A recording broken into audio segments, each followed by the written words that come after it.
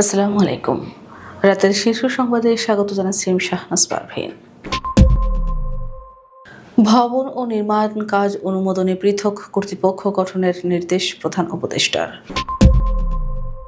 6 দিনব্যাপী দেশ করার পরিকল্পনা কর্মসূচি ঘোষণা বিএনপির কমিটি গঠন। দুদকের সব কর্মকর্তাকে বাধ্যতামূলক সম্পত্তির হিসাব দিতে হবে। সিসিইউতে নিবিড় পর্যবেক্ষণে খালেদা জিয়া শুক্রবার সারা দেশে দোয়া।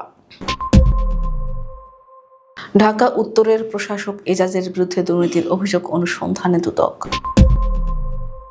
ঐক্য অটুট থাকলে কোনো ষড়যন্ত্রই সফল হবে না তারেক রহমান। উপদেষ্টা পরিষদের বৈঠকে 4 অধ্যাদেশের খসড়া অনুমোদন।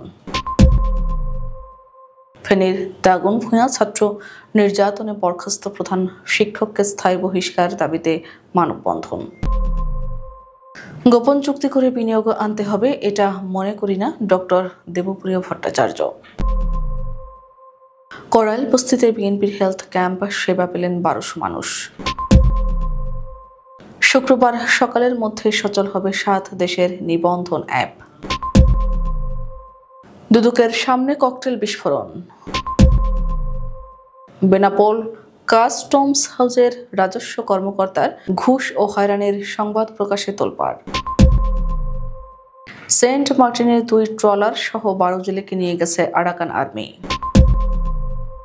রাজধানীতে ফের ভূমিকম্প, উৎপত্তিস্থল নরসিংদী। এবং দুবাইয়ে বিধ্বস্তের পর ভারতের তেজাস কেনার আলোচনা স্থগিত করল আর্মেনিয়া। শুনছিলেন শিরোনাম, এবার বিস্তারিত। রাজধানী উন্নয়ন কর্তৃপক্ষ অধ্যাদেশ 2025-এর খসড়া অনুমোদন দিয়েছে অন্তর্বর্তী সরকার। বৃহস্পতিবার উপদেষ্টা পরিষদের সাপ্তাহিক বৈঠকে এ খসড়া অনুমোদন হয়। বৈঠকে প্রধান উপদেষ্টা অধ্যাপক ডক্টর মোহাম্মদ ইউনূস সংশ্লিষ্ট কর্তৃপক্ষকে দেশের সব ভবন ও নির্মাণ কাজের অনুমোদনের জন্য একটি পৃথক কর্তৃপক্ষ গঠনের নির্দেশ দেন। বৈঠকের পর প্রধান উপদেষ্টার প্রেস সচিব শফিকুল আলম সাংবাদিকদের জানান, প্রধান উপদেষ্টা গৃহায়ণ ও গণপূর্ত মন্ত্রণালয়কে নির্দেশ দিয়েছেন যেন একটি পৃথক কর্তৃপক্ষ গঠন করা যায় যা দেশের সব স্থাপনা ও নির্মাণ কাজের অনুমোদন দেবে। আগামী 7 থেকে 13 ডিসেম্বর পর্যন্ত দেশ গড়ার পরিকল্পনা শীর্ষক কর্মসূচি ঘোষণা করেছে বিএনপি। বৃহস্পতিবার জরুরি সংবাদ সম্মেলনে এই কর্মসূচি ঘোষণা দেন দলের সিনিয়র যুগ্ম মহাসচিব রুহুল কবির রিজভী আহমেদ। পাশাপাশি বিএনপির দেশ গড়ার পরিকল্পনা শীর্ষক কর্মসূচি বাস্তবায়ন কমিটি গঠন করা হয়েছে। কমিটির আহ্বায়ক দলের সিনিয়র যুগ্ম মহাসচিব রুহুল কবির রিজভী আহমেদ, সদস্য সচিব করা হয়েছে দলের যুগ্ম মহাসচিব হাবিবুন নবী খান সোহেলকে। প্রধান উপদেষ্টার প্রেস সচিব শফিকুল আলম বলেছেন, দুর্নীতি দমন কমিশনে কর্মরত সব পর্যায়ের কর্মকর্তাকে বাধ্যতামূলক সম্পত্তির হিসাব দাখিল করতে হবে। বৃহস্পতিবার রাজধানীর তেজগাঁওয়ে প্রধান উপদেষ্টার কার্যালয়ে অনুষ্ঠিত উপদেষ্টা পরিষদের বৈঠকে চূড়ান্ত অনুমোদন দেওয়া দুর্নীতি দমন কমিশন সংশোধন অধ্যাদেশ 2025 একথা বলা হয়েছে। প্রধান উপদেষ্টা ডক্টর মোহাম্মদ ইউনূস বৈঠকে সভাপতিত্ব করেন। বিকেলে রাজধানীর বেইলি রোডের ফরেন সার্ভিস একাডেমিতে আয়োজিত প্রেস ব্রিফিংয়ে বৈঠকের এ তথ্য জানান প্রেস সচিব।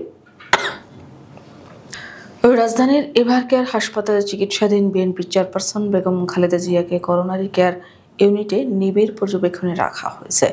বৃহস্পতিবার দুপুরে এভারকেয়ার হাসপাতালে খালেদা জিয়ার ব্যক্তিগত চিকিৎসক এ তথ্য জানিয়েছেন। তিনি বলেন, দেশি বিদেশি বিশেষজ্ঞ চিকিৎসকদের সমন্বয়ে গঠিত মেডিকেল বোর্ড খালেদা জিয়ার চিকিৎসা তদারক করছে। এদিকে খালেদা জিয়ার আরোগ্য কামনায় শুক্রবার জুম্মার নামাজের পর সারা দেশে বিশেষ দোয়া ও মোনাজাত করা হবে বলে দলের পক্ষ থেকে জানানো হয়েছে। নয়াপল্টনে বিএনপি কেন্দ্রীয় কার্যালয়ে মোনাজাতে উপস্থিত থাকেন বিএনপি মহাসচিব মির্জা ফখরুল ইসলাম আলমগীর সহ দলের সিনিয়র নেতৃবৃন্দ। ঢাকা উত্তর সিটি কর্পোরেশনের প্রশাসক মোহাম্মদ এজাজের বিরুদ্ধে দুর্নীতি ও অনিয়মের অভিযোগ অনুসন্ধানের সিদ্ধান্ত নিয়েছে দুর্নীতি দমন কমিশন। বৃহস্পতিবার দুদকের একজন ঊর্ধ্বতন কর্মকর্তা বিষয়টি নিশ্চিত করেছেন। দুদকের চিঠির সংক্ষিপ্ত শিরোনামে বলা হয়েছে, ঢাকা উত্তর সিটি কর্পোরেশনের প্রশাসক মোহাম্মদ এজাজের বিরুদ্ধে ক্ষমতার অপব্যবহারপূর্বক নানাবিধ অনিয়ম, দুর্নীতি ও ঘুষ গ্রহণের অভিযোগ। চলতি বছরের ফেব্রুয়ারিতে ঢাকা উত্তর সিটি কর্পোরেশনের প্রশাসক হিসেবে দায়িত্ব নেন তিনি। জাতীয় ঐক্য অটুট থাকলে কোনো ষড়যন্ত্রই সফল হতে পারবে না বলে জানিয়েছেন বিএনপির ভারপ্রাপ্ত চেয়ারম্যান তারেক রহমান। বৃহস্পতিবার শহীদ ডাক্তার শামসুল আলম খান মিলন দিবস উপলক্ষে গণমাধ্যমে দেওয়া বাণীতে তিনি এসব কথা বলেন।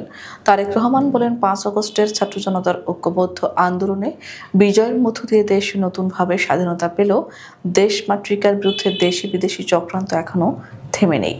1990 সালের এই দিনে স্বৈর শাসন বিরোধী আন্দোলনের উত্তাল সময় ঢাকা বিশ্ববিদ্যালয়ের টিএসসি এলাকায় তৎকালীন সরকারের সমর্থিত সন্ত্রাসীদের গুলিতে ঢাকা মেডিকেল কলেজের শিক্ষক ও ডাক্তার শামসুল আলম খান মিলন নিহত হন।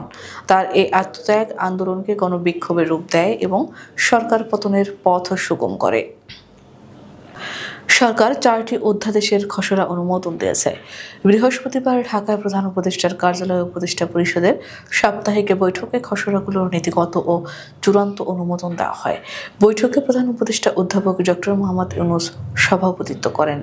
অনুমোদিত 4টি অধ্যাদেশ হলো দুর্নীতি দমন কমিশন অধ্যাদেশ 2025, মানব পাচার ও অভিবাসী চোরাচালান প্রতিরোধ ও দমন অধ্যাদেশ 2025, রাজধানী উন্নয়ন কর্তৃপক্ষ অধ্যাদেশ 2025 এবং জাতীয় মানবাধিকার কমিশন অধ্যাদেশ 2025। বৈঠক শেষে বিকেলে ফরেন সার্ভিস একাডেমিতে এক সংবাদ সম্মেলনে এ তথ্য জানান প্রধান উপদেষ্টার প্রেস সচিব শফিকুল আলম।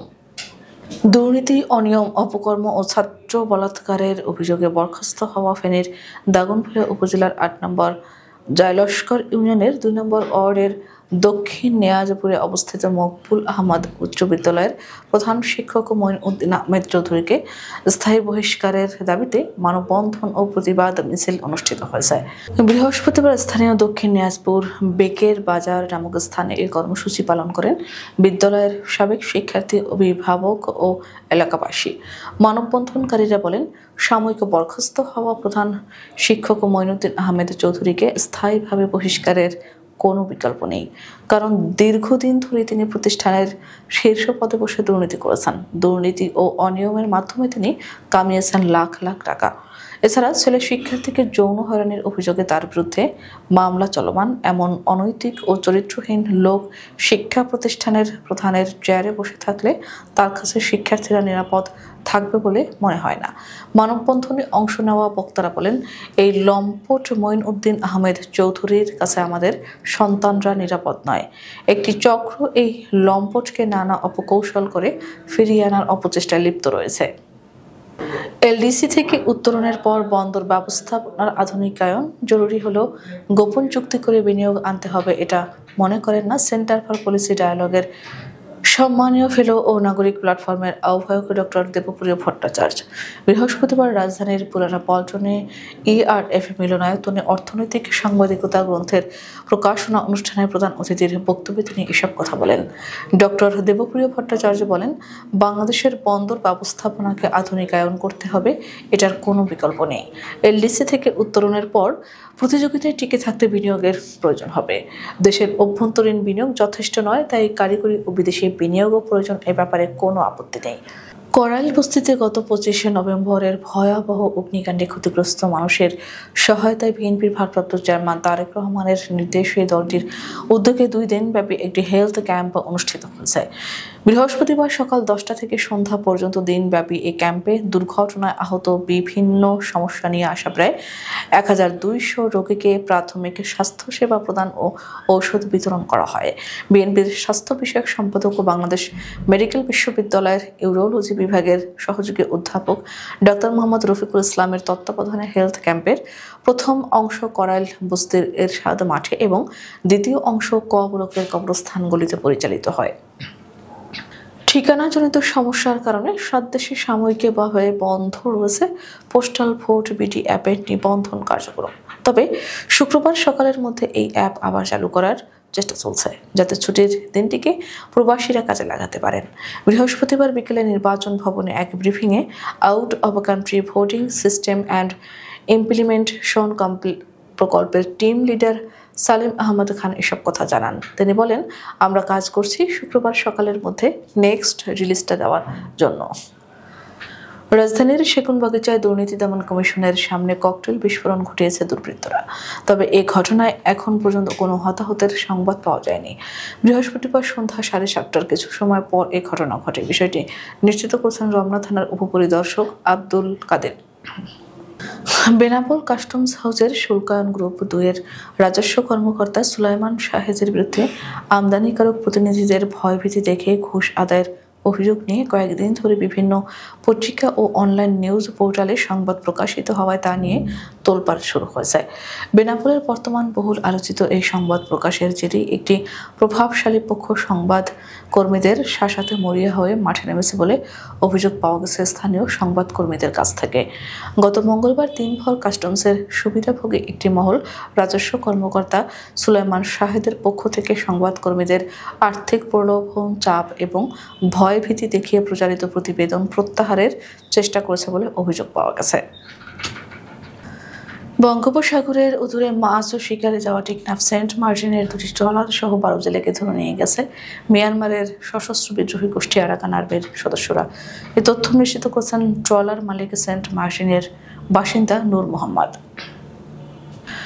রাজধানীর ঢাকায় আবার ভূমিকম্প অনুভূত হয়েছে। বৃহস্পতিবার বিকেল 4টা 15 এ ভূমিকম্প অনুভূত হয়। রিক্টার স্কেলের মাত্রা ছিল 3.6। আবহাওয়া অধিদপ্তরের ভূমিকম্প পর্যবেক্ষণ কেন্দ্রের ভারপ্রাপ্ত কর্মকর্তা রুবাইয়াত কবির এ তথ্য জানান। তিনি বলেন, এটা স্বল্প মাত্রার ভূমিকম্প। এর উৎপত্তিস্থল নরসিংদীর ঘোড়াশালে। কয়েকদিন আগে দুবাই এয়ার শোতে বিমান প্রদর্শনের সময় বিধ্বস্তের পর ভারতীয় তেজাস যুদ্ধ বিমান কেনার বিষয়ে আলোচনা স্থগিত করছে আর্মেনিয়া। ইসরায়েলি সংবাদ মাধ্যম জেরুজালেম পোস্ট এ খবর জানিয়েছে। প্রতিবেদন অনুসারে আর্মেনিয়া ভারত সরকার এবং বিমান প্রস্তুতকারক HAL এর সঙ্গে $1.2 বিলিয়ন 12টি বিমান কেনার বিষয়ে আলোচনা করছিল। এটি হতো ভারতীয় এই বিমানের প্রথম রফতানি চুক্তি। আমাদের আগামীকাল দুপুরের শীর্ষ সংবাদ দেখার আমন্ত্রণ জানিয়ে এখনকার মতো বিদায় নিচ্ছি। দর্শক, ভিডিওটি শেষ পর্যন্ত দেখার জন্য আপনাকে অসংখ্য ধন্যবাদ।